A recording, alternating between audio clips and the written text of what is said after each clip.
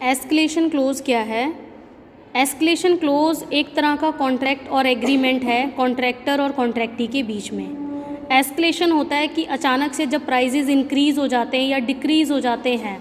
मान लो कॉन्ट्रैक्ट मेरा 5 लाख में हुआ था बिल्डिंग बनाने का, और 5 लाख तो कर लिया, लेकिन 2 महीने बाद ही सीमेंट के ईंटों के दाम इंक्रीज़ हो गए और कॉन्ट्रैक्टर ने मना कर दिया, भाई अब 5 लाख में मैं ये कॉन्ट्रैक्ट नहीं करूँगा क्योंकि वैल्यूज़ इंक्रीज़ हो गई है, मटेरियल की, लेबर की, इस तरह से है। अब हम दोबारा से एक नया कॉन्ट्रैक्ट तैयार कर दें जिसमें एस्केलेशन क्लोज इंक्लूड होगा, मतलब जिसमें एडिशनल जो खर्चे बढ़ गए हैं मटेरियल के या लेबर के, वो अब मैं प्लस करके लूँगा और अब वो बिल्डिंग 5 लाख की जगह 8 लाख में तैयार होगी। तो सर्वे करने के बाद कॉन्ट्रैक्टी कहता है चलो कोई बात नहीं है, मैंने ये चीज़ चेक करी है, वाकई में दाम जो है बढ़ गए हैं, तो अब मैं उसी रेट पर अपनी बिल्डिंग बनाने के लिए रेडी हूँ।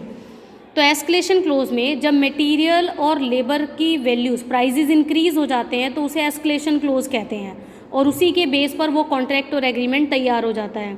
लेकिन ये ज़रूरी नहीं है फ्यूचर में प्राइजेज़ इंक्रीज़ ही हो, डिक्रीज़ भी हो सकते हैं। तो जब वैल्यू डिक्रीज़ हो जाती है तो वो डी एस्केलेशन क्लोज कहलाता है। ठीक है, मतलब स्टेयर्स पे चढ़ना और उतरना दोनों ही चीज़ें एस्केलेशन क्लोज है। ऊपर चढ़ने का मतलब है प्राइजेस अप हो रहे हैं तो वो एस्केलेशन क्लोज है, नीचे उतरने का मतलब है स्टेयर्स की प्राइजेस डाउन हो रहे हैं, मतलब वो डी एस्केलेशन क्लोज है। और ऐसा मटेरियल लेबर की सिचुएशन में टाइम टू टाइम होता रहता है। अब 4 मार्क्स में आपका ये इंपॉर्टेंट रहेगा कि कोस्ट प्लस कॉन्ट्रैक्ट क्या होता है। कहते हैं where a contractor feels hesitate to quote for a work of contract which is absolutely new to him and a new to other contractor as well as, and he is unable to estimate the cost of the work offered to him for execution. It is decided with the specific contractee that he would be paid the total cost of work whatever it to be plus his profit at the rate percentage on the total cost. Such a contract is known as cost plus contract. कहता है कि contractor एक contract को complete करने में तब hesitate होता है जब उसे उस कॉन्ट्रैक्ट का प्राइस नहीं पता होता, जब उसे ये नहीं पता कि उस बिल्डिंग को, उस हॉस्पिटल को बनाने की क्या चार्ज आने वाला है। और ऐसा वो हेजिटेट क्यों कर रहा है? क्योंकि वो उसके लिए नया है। पहले वो छोटी छोटी हाउस ही बनाया करता था, अब उसे हॉस्पिटल्स का काम, बड़ी बड़ी इंडस्ट्रीज़ का काम बनाने के लिए दे दिया है।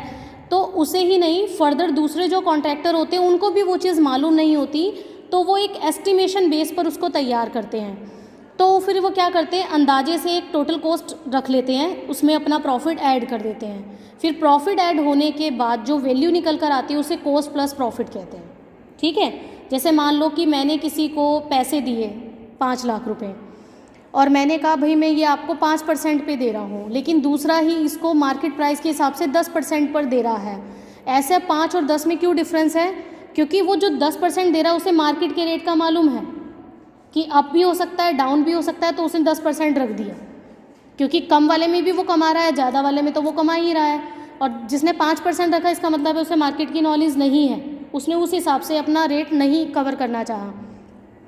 तो जब भी कोई चीज़ न्यू टेक्निक्स होती है, न्यू बिल्डिंग्स होती है, कोई हमारा नया कुछ भी इक्विपमेंट हो, मान लो मैं ये कहूँ मैंने अंतरिक्ष पे जाना है और वहाँ पर कुछ बिल्डिंग क्रिएट करके आनी है, तो मुझे नहीं पता मेरा कितना खर्चा वहाँ पर आने वाला है, तो ये मेरे लिए न्यू हुआ, न्यू टेक्निक्स हुई कि मुझे वहाँ जाकर कुछ बनाकर आना है। तो उसमें कोस्ट प्लस प्रॉफिट जब ऐड कर देते हैं तो वो कोस्ट प्लस प्रॉफिट कॉन्ट्रैक्ट बन जाता है। Then such contracts become popular during war periods और व्हेन न्यू टेक्निक और scientific inventories are to be worked out. Even in peace time if a contractor is asked to make space ship of a special design. आगे ना वो space ship वाली बात कि अंतरिक्ष में जाकर कुछ बनाने वाली बात है। तो ये कोस्ट प्लस प्रॉफिट का कॉन्ट्रैक्ट है। इसमें कौन कौन सी आइटम्स हैं? कहते हैं normally the following item are not included in this cost. इस कोस्ट में कौन कौन सी आइटम है जो इंक्लूड नहीं होती? Number 1 interest on owned capital. अपनी कैपिटल पर इंटरेस्ट तो कोई देता ही नहीं है, जिस पर रह रहे हैं उस पर क्यों इंटरेस्ट देंगे। Rent of self owned building, अपनी खुद की खरीदी हुई बिल्डिंग्स पर रेंट नहीं होगा। Salary to the contractor, contractor को कोई सैलरी नहीं दी जाती, कॉन्ट्रैक्ट के डिसाइड होता है कि उसको कितनी पेमेंट करनी है। ठीक है। Charitable donation, donation to the political parties paid by the contractor, ये सारी चीज़ें इसमें नहीं आएंगी। Fines penalty imposed on the contractor, ये भी नहीं आता, ये मैंने बताया हुआ, पेनल्टीज़ वगैरह नहीं चार्ज की जाती। Expenses not related to the contract, ऐसे एक्सपेंसेस जो कॉन्ट्रैक्ट से रिलेटेड ही नहीं है उनको कॉन्ट्रैक्ट अकाउंट में नहीं लिखा जाता।